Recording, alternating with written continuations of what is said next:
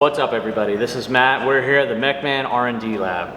Today we're showing you the quintessential high output alternator upgrade for your Dodge Ram Hemi pickup or Dodge Cummins diesel pickup truck.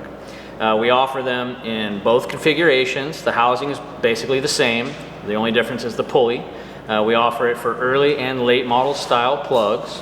And on the diesel applications, it actually will use the stock length belt. On the gas 5.7 gas Hemi trucks, you'll need to install a slightly shorter than stock length belt, which is easy to do at your local auto parts store. We even have our quick and easy belt finder at mechman.com and our technical resources to make the job easier for you when you walk into the auto parts store. This puppy pumps out over 200 amps at idle, 400 amps at cruising speed. It retains the factory interface with the factory external regulator and or ECU, so you don't have any check battery lights or anything like that. And the only thing else you need to do is install a nice big 0 gauge positive and negative ground cable running from the alternator to the terminals of the closest battery. Scroll through our technical resources to make the installation as easy as possible before you buy the unit.